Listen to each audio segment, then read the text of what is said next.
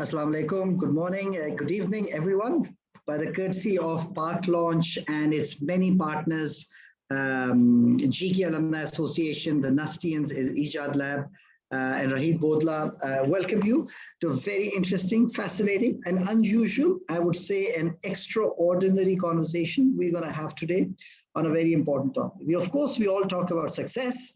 We all talk about raising millions and millions of dollars in venture capital money, getting that great IPO, and changing the world. I think in all of this, we miss out a very core fundamental point of all of this achievement, which it has a beginning, it has an inception, it has a starting point. And what is at the source of that starting point is core to your success or achieving your aspirations. And I think whilst we talk with a lot of venture capitalists, big VCs, big entrepreneurs, but I think the subject of today, we have someone who's even more important, I would say, because what his research has done is gone into the very essence of what creates great wealth, great value creation, and great success. And that's what we're going to discuss today. So with me, I have Mr. Professor Jim Detert, who is currently a professor at the and is a John Colley Professor of Business Administration at the Darden Business School. Jim has a PhD from Harvard Business School, as well as a master's in sociology and an MBA from University of Minnesota. And I think I know that because I went to grad school in the US, I went to undergrad in UK, the competition amongst professors is very tough in business school in terms of their student reviews. And one thing I think I have to say is that our very own Ali Fahad, who is a real champion of venture in Pakistan, he said that by far Professor Jim's course was the best that he's had. And so that means that of all the courses that he took at the Darden School, he was at the Johnson School, he had the best experience with Professor Detert. And I think that speaks for a lot, given that, there is a lot of, all the professors try very hard. So I think without taking much of your time, I wanted to jump right into it. And Professor, welcome you to Park Launch, welcome you to this discussion on what makes great entrepreneurs, what is the role of a virtue, which you call a foundational virtue, a characteristics, and what great role it will play in the lives of so many of our listeners, so many of our people, and it has done so before, and inshallah it will do it in the future. So tell us about why, as a question asked, as an audience asked, why did you choose courage as a topic? There were hundreds of virtues to talk about, it said that integrity is a bigger topic, is a big virtue, and people say that you can have all virtues, but if you don't have integrity, then you should not consider a candidate. I think it's Warren Buffett who said that. Take energy, something else, and integrity. If you don't have integrity, you'll rule out everything else. So, what is it that inspired you about courage to write, research, dedicate your life to it? And how does it relate to your personal experiences growing up as a person, as an individual, as a professional, as a researcher? So a bit more about your personal journey and then how it leads to the book, or how it led to the book. And then, of course, we're going to talk about the hero's journey. Great. Thank you, Ahmad. It's great to be with you and with everyone else. So whether it's earlier Sunday morning for you if you're on the West Coast in the United States, or Sunday evening if you're in Pakistan or wherever you happen to be, it's a pleasure to be here with you. Let me start with the sort of why culture relative to other values, and then I'll maybe say a little bit about sort of where I come from and I think why I have been and remain drawn to this topic. I think, far be it from me to question Warren Buffett on too many things. He's clearly shown himself to be quite smart. I actually would say I disagree with him, though, on just this particular matter. I think integrity is absolutely critical and foundational. I hope those who know me would say I have high integrity. However, I actually think courage is even more fundamental than even integrity, for a simple reason that it would be very hard to live your integrity at all times if you didn't have the courage to do difficult things. You know, Patrick Lencioni wrote a great article about the difference between what he was talking about organizational values, but I think this is also true for us individually. He talked about the difference between aspirational values for a company and core values.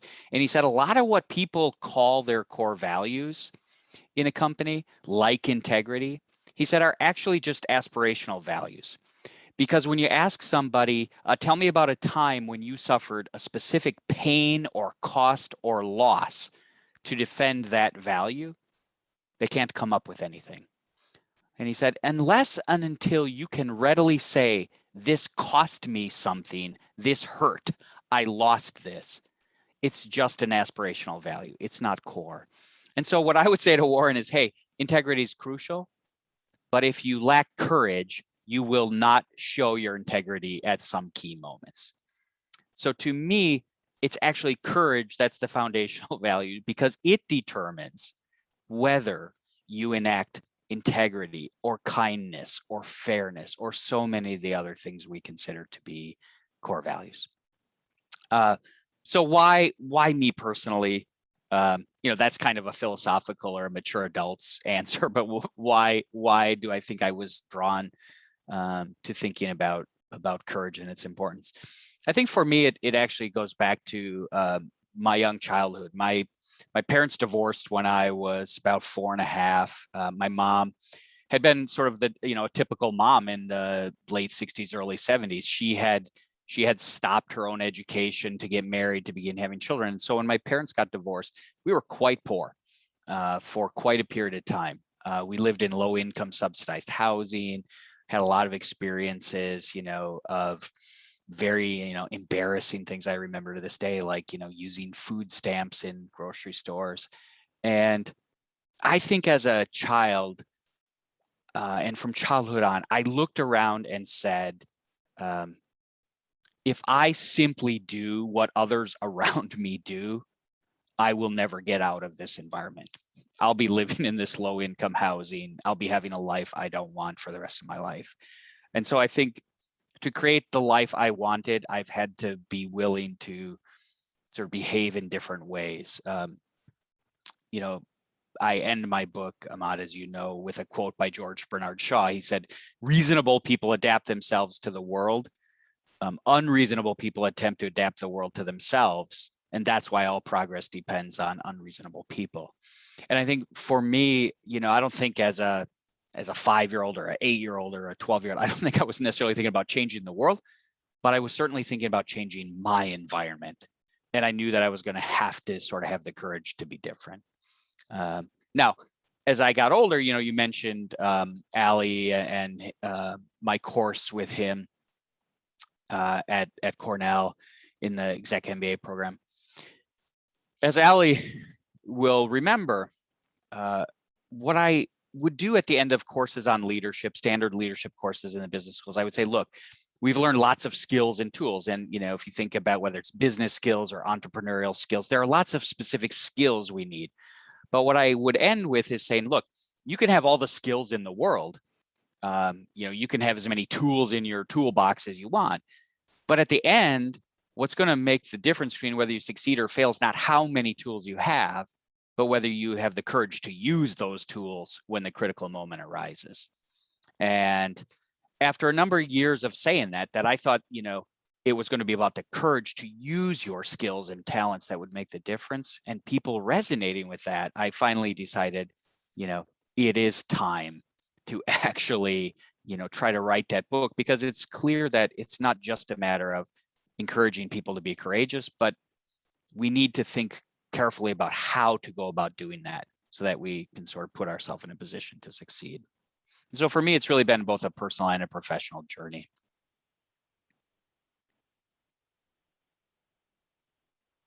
That's great, and thank you for that. I always say that, and I totally agree, it's a foundational value. It is at the core and the starting point of the, and I'm going to start sharing some of the slides we produced. And that's why, courage, it is at the starting point of all great ventures, and the starting point, of course, is every venture has a starting point. Even that decision, that leap of faith requires a courage. Before an idea, before you can dream, you need courage. Even if you say to someone, hey, I love you, which has the risk of being heartbroken, you need courage for that. Or you need courage to leave your job to start a business. So, courage is something that we don't hardly talk about. I think in cultures that we live in, like I live in, like in Pakistan or Asian cultures, it is a lot more pressure to be conformist, not to raise questions of authority, and hence, situation continues for what it is for far longer. Whereas, in the valley and other places, you more likely the chances of demonstrating courage. But later on, we're going to talk about how can you show courage, demonstrate courage in a manner where you further the agenda without getting burned down or shot down by other people who have alternative. So our topic of today is a path to inception and creation. And I think of all aspiring entrepreneurs, artists, anyone who's interested in creation, the first step to any act, any beginning, any creation is courage. And that's what this discussion is going to be about. And so from there, we go into the archetypes of courage in myth, culture, and real life. So who are the heroes? Who are the people that we see in real life and in art and culture? So there is something called the archetype, which psychologist called Carl Jung. He came up with different patterns of human beings, and they exist. And one of them is a hero. There's another guy who's a protector. There's another guy called a trickster. There are different archetypes, the imprints of behavior, of virtue that there are. And so one of the most prominent one, of course, is the hero. And the hero is someone who has got courage, he's got honor, but he can also be overconfident and be of hubris. So who are the heroes that we have? We have Luke Skywalker. Luke Skywalker was a guy who rose against the empire and was the hero to that. But also a lot of times we're gonna, and I'd like Jim to talk about it. Like we have this hero worship, and we feel that heroes are kind of superhuman people who are beyond us, and not ordinary people can become heroes. And yet we also know that Frodo Baggins in Lord of the Rings was the biggest hero of the entire trilogy. And although he was the weakest and he was the smallest of everyone, so you don't have to be the toughest, the meanest, the baddest person in order to be a hero. You could be a hero whoever you are, wherever you are, in whatever walk of life you are. So that's one archetype of a hero, and that's very much something that relates to characters that aspire us, and we relate to, and we see around us. We also have the archetype of an explorer, and these are people who are driven, self-motivated, and these are also, again, people who get us to go beyond our boundaries. So in order to go beyond our boundaries, I remember when Bilbo Baggins, goes into the Hobbit, and he gets called for an adventure with the dwarves. The first time he goes looking for an adventure, and he crosses the boundary of the Shire, and that's the moment for him that he goes beyond his comfort zone. So in a way, all of us are on that hero's journey, which is we go beyond our comfort zone, the Shires, whether that's a job, the city we live in, whatever we do, we go beyond and explore ourselves and go on a journey. And I think that's another big archetype of that. And, we have Odysseus with Seraphites, but I show SpaceX as being an explorer, as an organization which has a hero's ethos to it, an archetype for it, because they do what nobody else has done before, like NASA or the Russian Space Agency. They never thought that a rocket could be sent up and then can be brought down onto a barge, and yet they were able to do that. So the concept of hero is very much linked and intrinsic to being an entrepreneur, to doing anything great, to be great at anything, you have to show that. So that's a bit of my take on it. And Jim, I'd like to invite your comments on the concept of Carl Jung's hero's journey and Joseph Campbell's hero's journeys, and how it links to everyday life, and what is your experience has been. Sure. I guess let me just offer three thoughts about the notion of archetypes and the hero's journey, maybe from a psychological perspective. I think we have archetypes, and in particular, there are certain archetypes we particularly gravitate towards, like the hero, like the explorer, because they fulfill some psychological needs in us as humans. And, sorry, I won't go into that, but I actually would like to talk about what I think can be three less positive aspects of these sort of archetypes and our tendency to sort of create these archetypes or stereotypes. One is, as you alluded to, I think they lead to stereotypes about who can and can't be any of these particular types, right? So, Frodo might be the counterexample, but let's face it, most archetypes or stereotypes of a hero or a courageous person or an explorer have a set of stereotypes. They're either very strong physically, they are mostly male, they are, let's say, from certain cultures. So there are lots of stereotypes about who can and can't be, or who does and doesn't fit this. And I think that that exclusion leads to lots of both self-censoring and other censoring.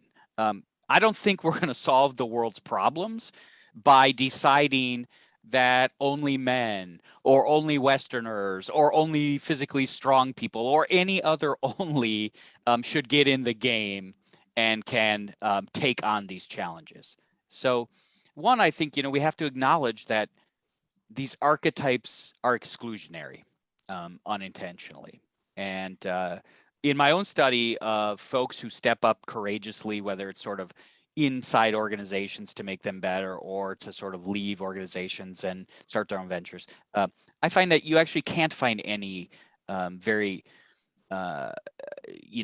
you can't find any explanations that really rest on stable individual differences. It's not about gender, race, wealth, level in the organization, physical characteristics. It's just not.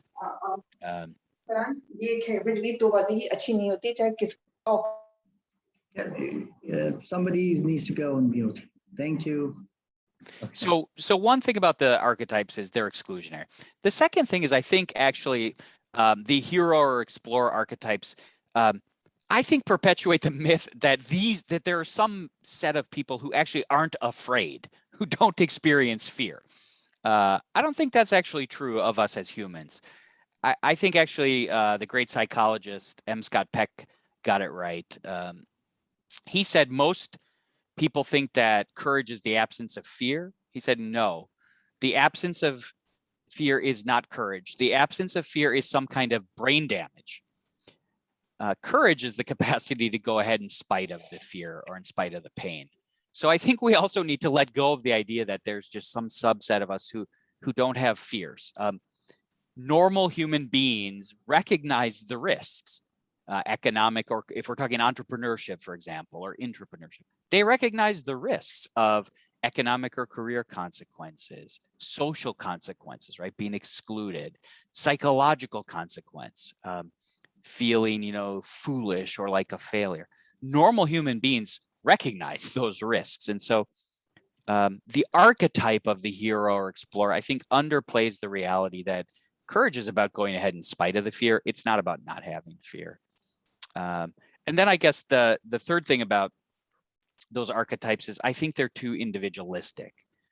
Just like, I don't know a lot about it, but for example, I presume Pack Lunch and others, the goal of supporting entrepreneurs, of course, is to create resources.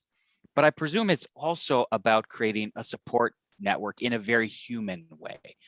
Because the thing I think an archetype of sort of the individual hero, individual explorer underplays is actually how hard it is, how psychologically brutalizing it can be, how lonely it can be. And the truth is that when we stick our necks out and, we experience failure along the way or rejection along the way, we need each other. We need people who truly understand us and support us and love and care about us. And I would argue that that's just an absolutely crucial component of building sort of a successful entrepreneurial or just a successful, authentic life that I think these archetypes sometimes miss by being too individualistic. Great. So I think you've pointed out a big thing, which is hero worship. And some of the cultures have a lot of it is that the individual, the Saladin or the Messiah, anyone would come and would solve the problem. And would rather not look within ourselves, the resources that are available within ourselves to act. And act even with the doubts, with the fears, with our imperfections, with our inadequacies, all of those to act in spite of those. So I think that much is very much true. But I think the other thing that you mentioned is the need for a support system, the need for allies in order to do an act of heroism. No person, if you look at any largest successful political movements, the founding father, the US doesn't have a founding father, it has founding fathers. But of course, all of them, the Franklins and the Washingtons and, all of them combined together, and they were a force to reckon with, and they got US the independence. But I think by themselves, they would not have achieved much. And I certainly think that, as founders, I think there's also, I've been told, a rule in Silicon Valley that unless you have 4 founders or 3 co-founders, it's very difficult to scale a business beyond $100 million of revenue. So I also, want to share one of my own experiences whereby, I was in a very difficult transformation situation in about 3-4 years ago. The business would have gone down. I would have gone down. I was running a foundation. It was a very successful foundation at a time, but it fell into very difficult times. And what we realized is that, I had 1,100 people, and out of 1,100 people, 1,800 people, we had to, I had to let go of 800 people. And I faced this dilemma whereby, hey, can I try to protect my personal reputation, which is, hey, I'm a good guy and we don't slash jobs to that extent, and do what is needed for the organization. So the organization needed very hard decisions and somebody to take it, because, organizations don't take decisions on their own. Somebody has to take them. And then to be at the forefront of it and to face the face the repercussion of it was significant. I was called, I'm a private equity guy working in a social enterprise, not doing good for charity. There was picketing against me at the press club in Karachi. But I do think that what happens is if you do the right thing, eventually the right thing happens and the organization not only survived, but now it is 2 to 3 times what it used to be, what at my time it was. So it survived the difficult times. And yet it has gone, and I feel very proud of it. And now it's somebody else who's running it, someone else who was there at my time. But I also know that it was very much touch and go. I could have easily bailed out. I could have said, hey, this is not for me. I'm going back to London. I can't have more of it. And let me, do that. And it was very much touch and go. And it's not, I don't feel like a hero or anything like that, because I do feel that there were moments of huge weaknesses that I had, whereby I seriously doubted myself. And what helped me was that I had 3-4 core team members who were there to support me or to sound them out and to stand on their shoulders and to make the decision and not to be the only one who's carrying the water. And I think that was most critical for me. And I thought that was very difficult, at least for me personally, professionally at the time. That required a lot of courage and a lot of decisiveness that I think that brought me in a difficult situation. So I do agree with that concept of archetypes and everything. So would you talk a little bit more about the hero's journey of people and how they are called upon to serve a bigger cause or to do something, and how they face resistance and then probably they kind of go back and they stop doing it, and then but they get pushed back into it. Could you talk a bit more about that, and some of the tools from the books that you have made available that everyone can be a hero, and everyone can practice leadership and being a hero? Sure. So let me start with a story that I think it came to mind actually before you asked that question, even just in sharing your own story. I've had the privilege of profiling a lot of folks whose behavior was deemed courageous by those around them, and one of those folks was Tachi Yamada. Tachi's Japanese. He was born right in the final months of World War II, 1995 in Tokyo. And, frankly, that he survived is a miracle. He was swaddled he was 2 pounds. He was swaddled in clothes, pushed into a drawer to stay sort of alive every night. And he ended up coming to the United States and becoming really a spectacular scientist leader. He ended up being the head of R&D at both GlaxoSmithKline Beecham and later in his career at Takeda. He ran the global science aspect of the Gates Foundation for a number of years. And in every stage of his career, when he faced sort of decisions where he needed to come in and sort of create something new or change something, and he faced a lot of resistance, what he told me he always kept front and center is, what's my purpose?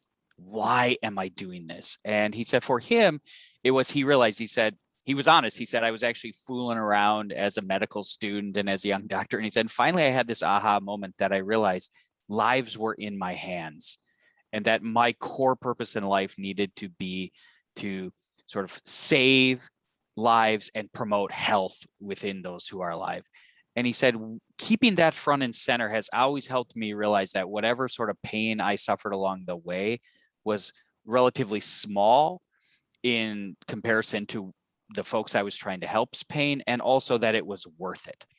And I think, like when you shared your story about needing to let people go, I was reminded of the former CEO of Nestle, who was also asked about having to let people go. And he said something that has really stuck with me. He said, I think you have to remember that when you let people go in tough situations, you are not acting against those people. He says it's really dangerous to act against anybody or anything. You're acting toward and for others. And he said, in my case, when I have to let people go, I'm acting for and on behalf the other 280,000 people at Nestle. And it sounds like that was the same decision you faced, is if you thought about the core mission of the organization you were leading and its ability to survive, you had to let some people go, but it wasn't an action against those people. It was an act toward the goal. It was an act toward the bigger vision. And so one thing I think, one sort of step in the courage journey, if you will, is really getting clarity. What do I want to do that is worth all the pain that will come? And when I feel terrible about what appears to be acting against somebody, what is actually the thing I'm acting toward? And I think, for so many of us now, look, I understand, maybe this is an unpopular thing to say, but I would personally venture to say that sort of anybody who says like my vision or my acting toward is to become filthy rich as an entrepreneur, that in the end, that's not a very sustaining goal. That in the end, it will be hard to keep pushing forward for that. I encourage people to say, what is the big problem or need that exists in the world that I'm going to dedicate my life to doing, that I'm going to accept risk to try to do? And if I happen to get wealthy by doing that greater good, that's wonderful. But that's not the goal itself. I think we need a bigger purpose than money to be willing to accept sort of pain when it comes our way. Now, the reason I talk about, my book is called Choosing Courage, but the reason I often use the phrase competent courage is that I think we have to distinguish between sort of just being courageous for its own sake and being courageous because we want to actually have a positive outcome, right?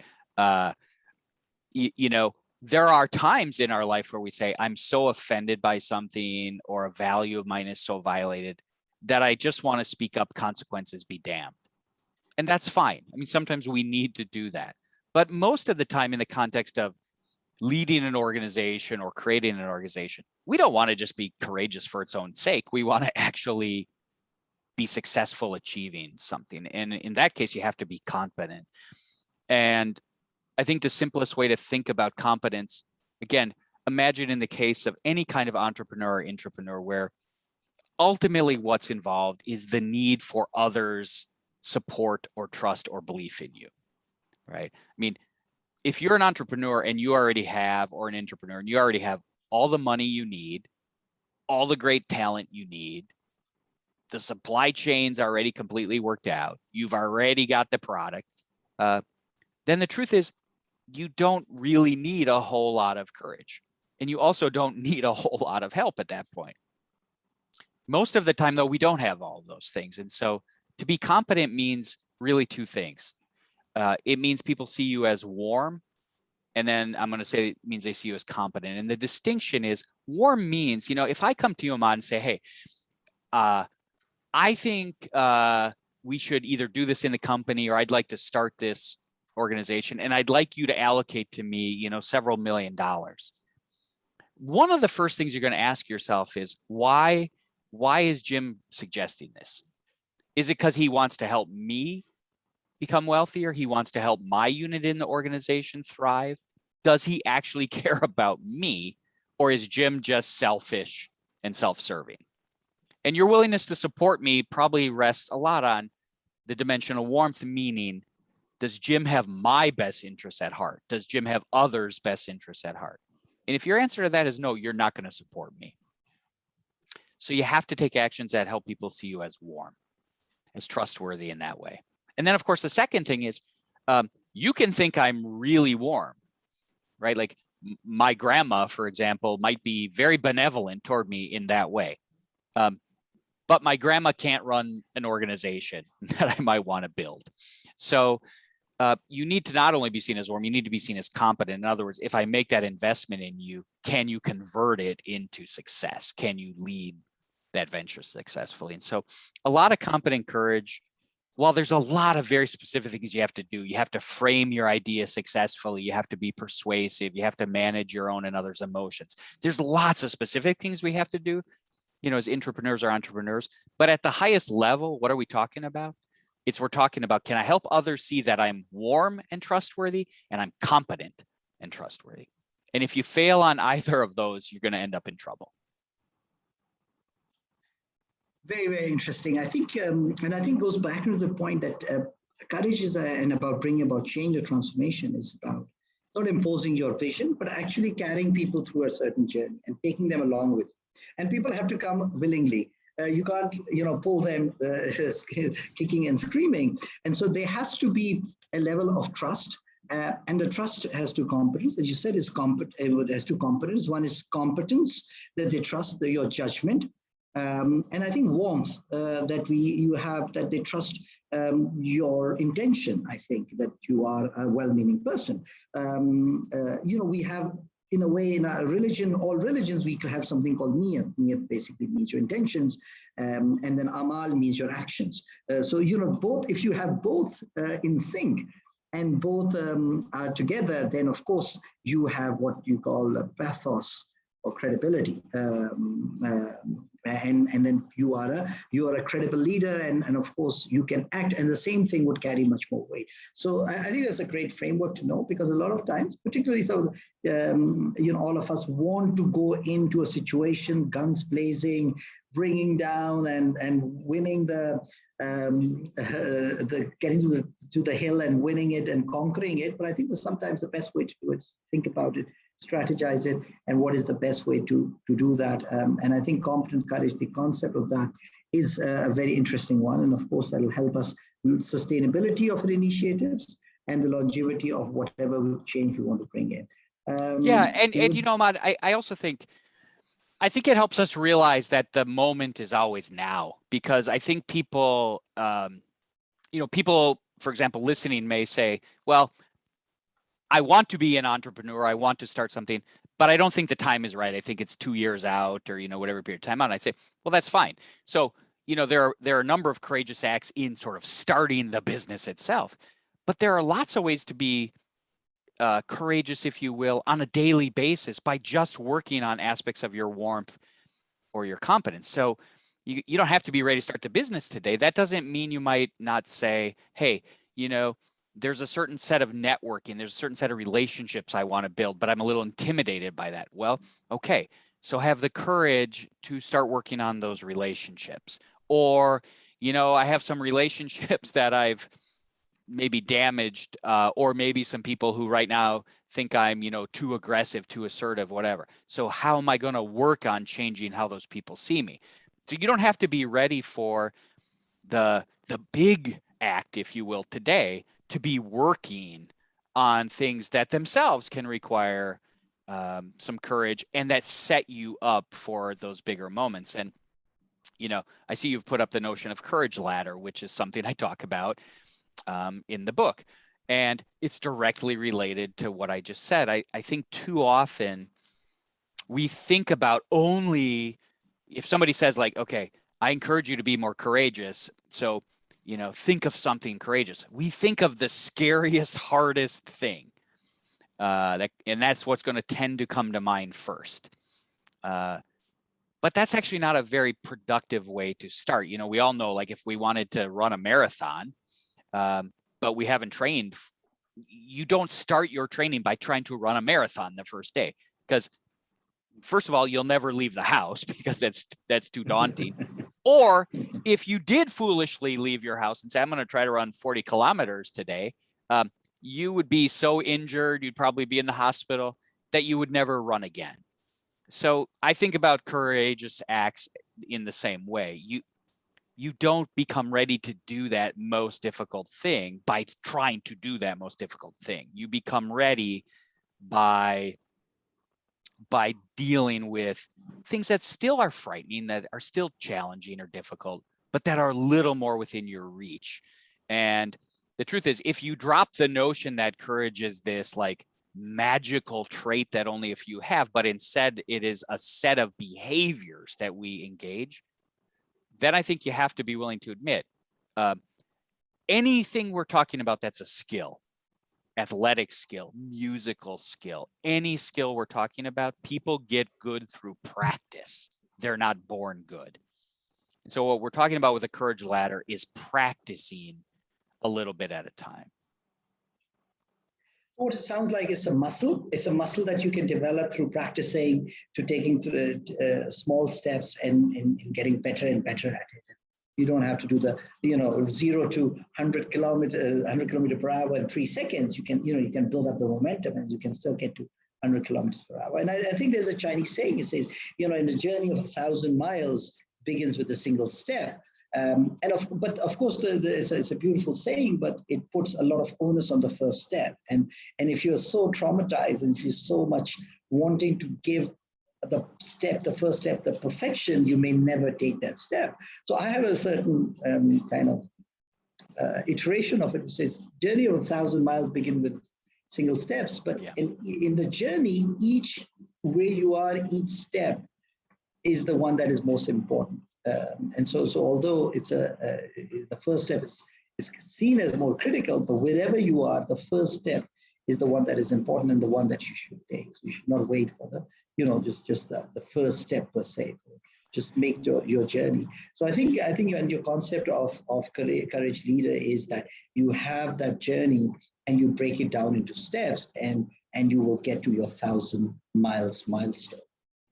And then, so you have also something called marathon versus 100-meter sprint, which is how do you pace yourself, how do you sequence it, and how do you do that in terms of bringing about change? So can you talk a bit more about what the concepts you have shared in your book? Yeah, so I think, the basic idea here is that anything worth really achieving, I mean, this is not to say that there aren't some single specific conversations we might need to have that we can sort of resolve in a single conversation. But most larger things, certainly if we're talking about things in the realm of starting or leading major businesses, these are not single acts, and these cannot be accomplished in, 1 day or 1 week or 1 month. And they will not happen without major setbacks. So I think, again, in a sense, the myth of courageous action is that it's sort of a single, it's a single time. It can be, again, think about, cartoons or TV shows or movies, right? There's sort of one time Wonder Woman or Superman swoops in, fixes the problem. That's it. That's actually not the way life works. Most of the people that I have profiled who have been, profoundly successful actually can point to what others would call failure after failure after failure along the way. And at some level, what really differentiates them is their incredible persistence. So it's not just that they had the courage to do certain things. It's that in the face of setbacks that would lead most of us to give up, they kept going.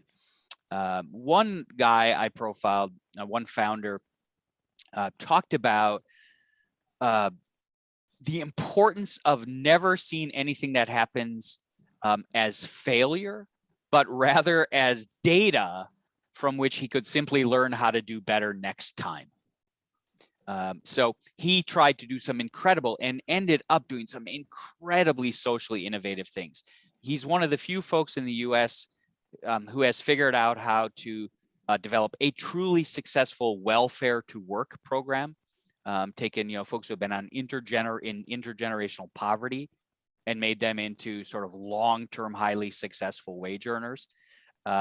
He's a guy who has developed a very, very successful felon, prison to work program called New Beginnings, and a set of other incredibly innovative, socially high value programs. And every one of those, the first time he tried to get folks off welfare on the streets, they went and picked some people up, brought them to the company. 1 week, all of them were gone. Then they, most people would have said, well, see, this proves the point. Business can't do social things. He didn't. He said, it proves to me that we don't know yet how to help these people. So he spent a couple more years learning about that. Then he tried a different program. He said, I'm going to work with a local Burger King, and if they can keep that job for 6 months, then I'll guarantee them a job with us, and we'll bring them in. So they tried that. And within a couple months, all the people they got from Burger King were gone. Most people would have quit. Not him. He said, I still don't understand enough. And he put himself through intergenerational poverty training and a set of other things. Eventually, they stumbled on a set of really breakthrough innovative ideas, like we need to get a state social worker actually to work inside the company. That had never been done before in the state of Michigan or probably anywhere else in the US. But what he realized is, by the time an employee doesn't show up because their car broke down or a kid had a problem at school, and I got to call the state social worker and the state social worker helps me, it's too late. The supervisor's already frustrated. The shift's been screwed up. It's too late. But if I had a social worker embedded in my company that the supervisor could go down the hall and say, you got to find John or Jane, I might be able to save the situation more quickly. And so he's a brilliant example of saying, instead of calling all those steps along the ways failures and reasons to quit, he called them learning and data. And I think that's absolutely crucial, because anything worth achieving is not going to just be a 100-meter sprint. It's going to be a much longer journey. And that's great, because it's a very logical and a very analytical way to look at it. Unfortunately, as a human part of humanizing all humans is that we are emotional, and of course we see ourselves as better than or succeeding at something, and when we don't, then of course it upsets us. But absolutely, I think it's just a data point. It's like how Edison created the bulb. In so many ways, he found that he could not make a bulb until he figured out the way to do that. And I think that's why so I think that's a very good example of why longevity is important in order to get success. And I think one of the other points that you talk about is also the cost of that. Because of course, the moment you leave the Shire, the moment you leave your comfort zone, you are going to face the elements. You're going to face resistance. And, when I was in my transformation phase, I faced both resistance internally. I had newspaper journalists who were calling up the switchboard, calling for my name. And then if they couldn't get to me, they would call the second person they could find on the website, and the third and fourth and fifth, just to figure out what's going on and to come up with some kind of story which would put more pressure, holding people together. My core management team, about 20 to 30 people, holding all of them together through very difficult times when there would be information coming in the newspapers and everything. And literally, I would be getting calls from very senior, seasoned citizens who would be saying, hey, I believe that the organization is shut. They wouldn't say that I believe it's shutting down. They would call me and they say, oh, I called to commiserate that the organization is shut. I say, look, I'm still here. The organization is working. And lo and behold, and touch wood, we used to have 60 to 80 ambulances, and now they're about 240 ambulances. Is expanded across to, about 4 or 5 districts. It was an ambulance service that we had, and it has now gone from one success to another. But such was the cost of it. And it cost me personally, it cost in terms of reputation, at least for the short term. And so there's a lot of cost of it, both emotionally, spiritually, and personally that one has. But I'd like to hear your views of what is the cost of doing the Courageous Act. Yeah, I mean, I think we have to be, at some level, this is maybe the depressing side of the chat here, right? If courage is essentially the willingness to do something worthy despite risk, then we have to accept if there's no risk, if there's no potential consequences or sometimes real consequences, it's not courageous action. Courageous action, by definition, bears the possibility of hardship, of consequence. So yeah, if you go back to what I started with by saying, if you think about the kinds of risks, so what can be the cost of courage? Well, you can internally, let's say you can see your career derailed. You can get a negative evaluation. In the worst case, right, you could get fired. Entrepreneurial sense, your venture could fail.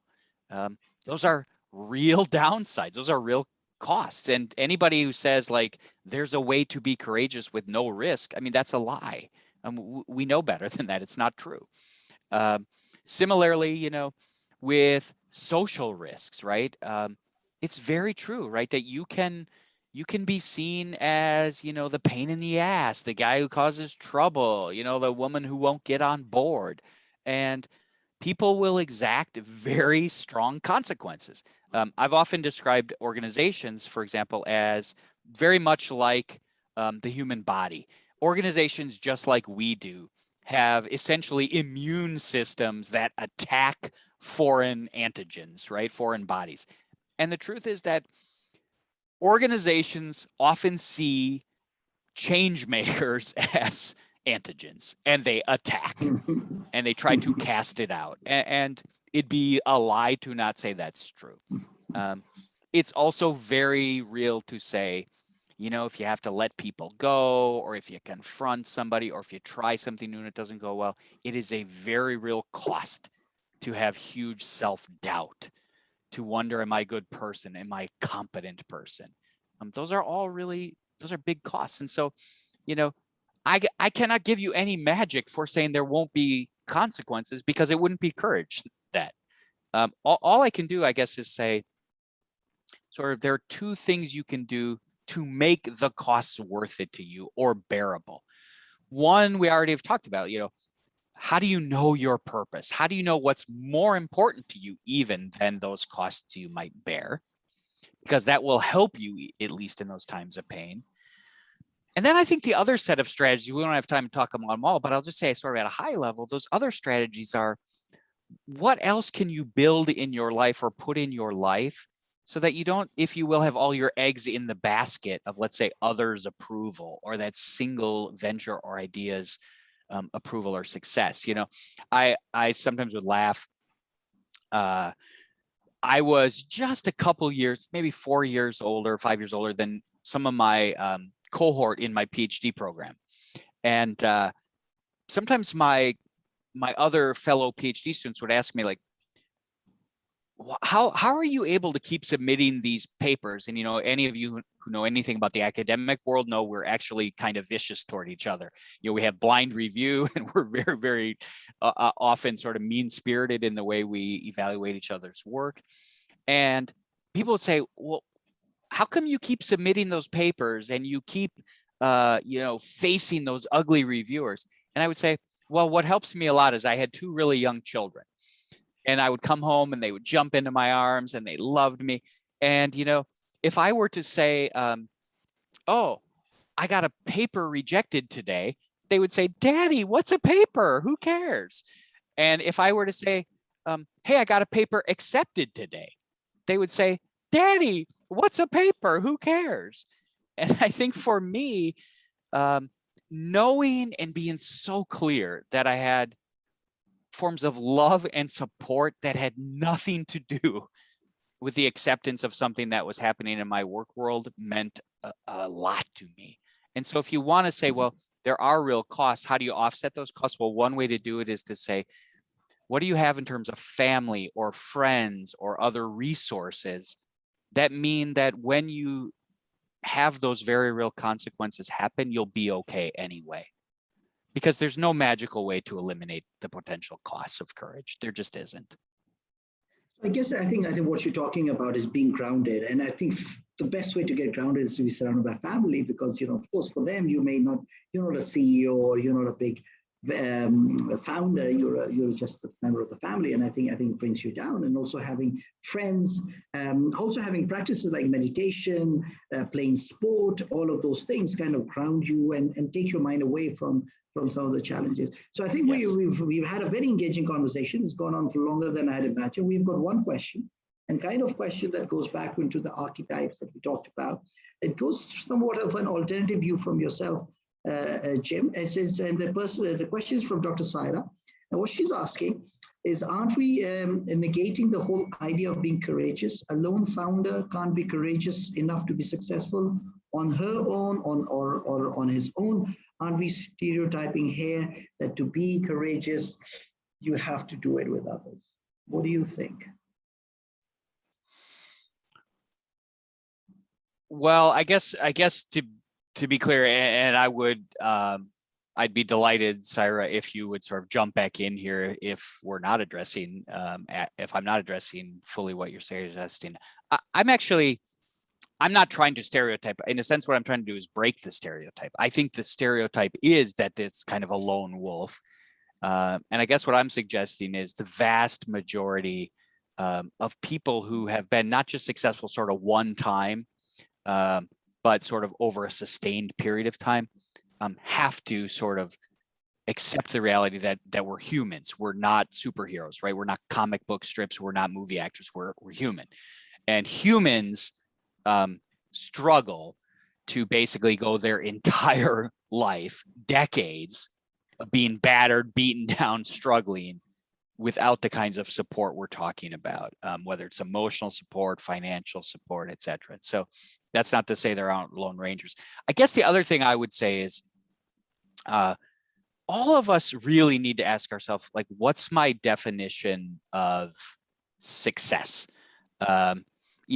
Because we can point to, well, look at so-and-so, and I know it changes, right? In 20 years, right? So we used to Jack Welch, and now we say, Jeff Bezos, right? So whoever, right? It changes, Elon Musk.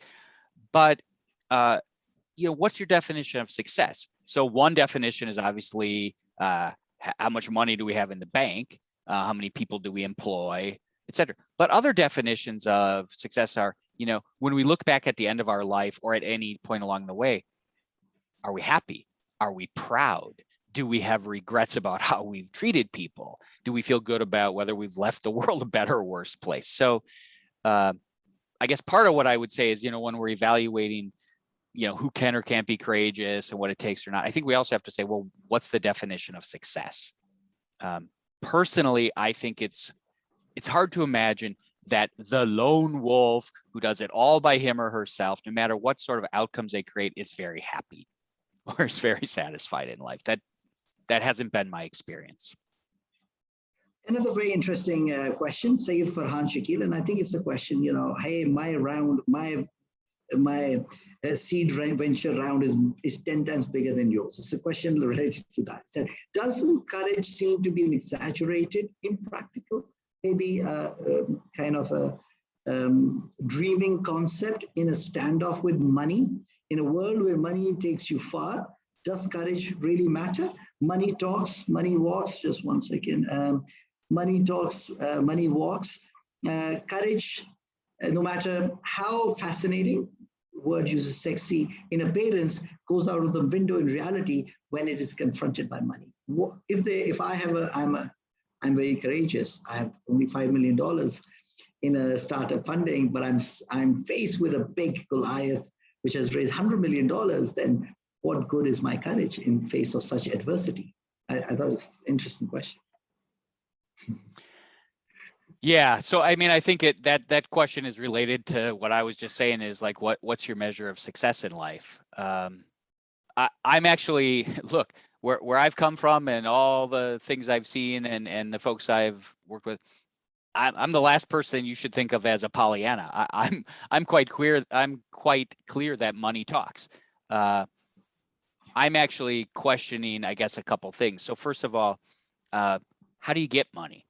So, okay, a few of us are born, kings or queens or inheritors of great wealth, but most of us aren't. So how do you get money? Many people who end up wealthy in some way or another have had to, we're back to George Bernard Shaw, have had to have the courage to do something different, to step outside the bounds, to be a bit unreasonable. So, I think you have to ask yourself, are you talking about sort of courage is silly for creating wealth? And I'd say it's not. If you're talking about, is courage silly if I just want to go along and slowly, work my way up an existing hierarchy and get a higher title? Yeah, let's be honest. Plenty of people work their way up existing hierarchies by just going along.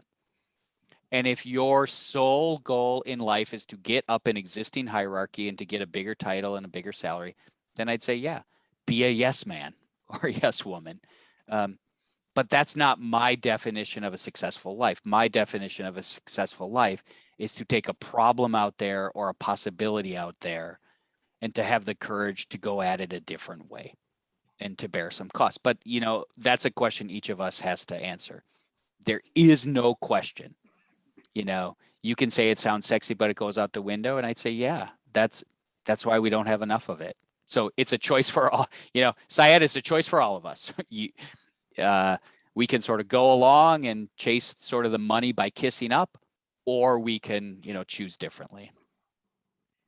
As I say, that all great feats demand a sacrifice. So, when you're going up against established order, established thought, it demands a great sacrifice. And so it's not easy. So definitely, it's not a bed of roses. Dr. Hira Bhatt asked the question, should organizations encourage courage in employees? Would a very courageous team be helpful? Or is it something that only the founders should have? Should it be rightly at the top or should it be right through the organization? So it's actually a great question, and it's a complicated question, but I want to say something that might think, we've spent this time and I'm sort of talking to you like I'm the courage guy, but actually I want to say something that might sound the opposite of that.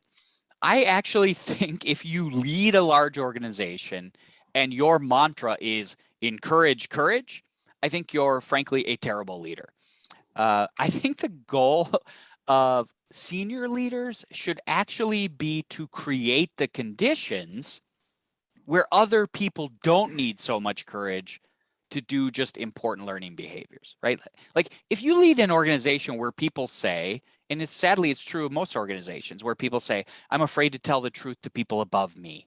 I'm afraid to give difficult feedback to my peers. We don't really do honest performance evaluations because it's too uncomfortable. Okay, that's the norm in a lot of organizations. And if you're a senior leader and you look at that reality and say, my solution is to encourage courage around here, then what you're essentially saying is, hey, I recognize that there's a lot of fear in this organization, but I don't intend to do anything about that. So those of you below me, buck up and be courageous. That's a terrible way to lead an organization. A lot of the courage, I think, of people in leadership roles has to be to change the systems and the processes and the daily operating rules that make other people afraid. So in other words, your courageous act as a leader is to make others need courage less. And that will require courage, because you'll have to change some long-standing systems, and you'll have to challenge norms, and you may have to be vulnerable and, be more willing to admit your own mistakes and model some difficult things. If you ask people, why don't you speak up in organizations? Why don't they speak up? The number one thing they'll tell you is, they say, well, I say, your boss said he wants you to speak up. Why don't you? And they say, because I watch him in meetings and he doesn't do it. So to me, it's a great question. And I think a lot of being courageous as a leader is changing the conditions to be less fearful for others. We are already out of time, but I've got a few questions, and so I'd like to address those because people have stuck around for a long time. So thank you, everyone, for being in this courageous conversation. Usman Anzad asked this question: developing courage is extremely tough, especially in case of leaving a job for entrepreneurial efforts. What can keep one going emotionally in low times post the jump? Like once you've left the job, your new venture has not taken off. So how do you keep yourself emotionally going at that time? Yeah, it's a great question. And I think, we have mentioned a few of these things. One is there are sets of practices, right? Meditation, mindfulness, exercise. So there are lots of things we can do sort of on an ongoing basis that indeed sort of help sustain our emotional energy, our physical strength as well. There are other things I've alluded to, right? So I think, this example I gave of my daughters not caring, one of the things we do during those low periods, when we're trying to get a venture off the ground is we have to have other things. So now we're back to can't the Lone Ranger do it alone? And I would say, well, one reason the Lone Ranger can't do it alone is there are going to be times when things are rough, when you're having those emotional lows, and the Lone Ranger can't, if you will, be his or her own emotional support. We all need others. In fact, it's actually pretty well known in psychology today. If you actually look at the single biggest predictor of ongoing emotional well-being is the presence of other strong emotional relationships. That's not just Jim's point of view. That's a fact.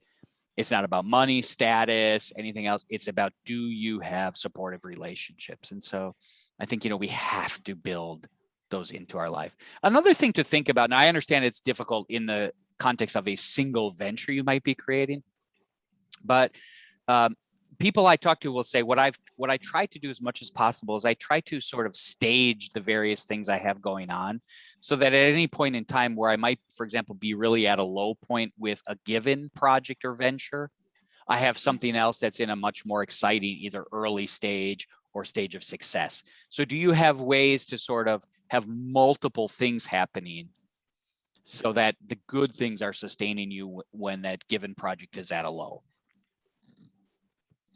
Excellent. I think with that, most of our questions are done. I'd like to end with a quote from our Park Launch team. I think choosing courage should be taught in all business schools, and I do think it is, because of course, when people step out into the entrepreneurship or work, the questions that you face, the dilemmas that you face require courage, and one has to become competent at it. One has to practice it and do it over a long period of time in order to make the right decisions that leave a legacy for ourselves, and also, help us achieve our purpose and our objective. I also have a message from NIC Lahore, who are praising the discussion that we had. Was very insightful at the National Incubation Center at LUMS. LUMS is one of the premier universities of business school and social sciences school, Lahore University of Management Sciences. They say our aim is to inspire, enable, and facilitate the next generation of problem solvers in business, in public policy. Instilling courage and confidence to take risk is an integral part of our program. We'd love to have you speak with our cohorts, encourage them to be brave as they begin their entrepreneurial journey. Let us know how best to reach out to you. I'm sure both Ali, myself, and others would help us would help us do that. I would also encourage everyone to, if you can still see, it's a LinkedIn page of Professor Jim. Please do connect with him, leave him a message, follow his posts, and get to know more about his thoughts and his experiences as he shares on LinkedIn. So I think one area is that.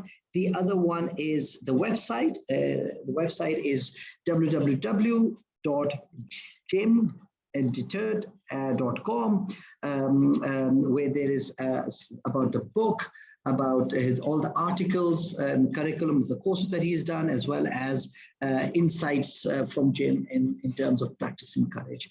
I think that it's been a fascinating conversation. I'd also encourage for all of you to also buy the book, also gift it to people. Particularly startup founders and others in your life. I think it will form a fascinating reading for people that you love and you care for.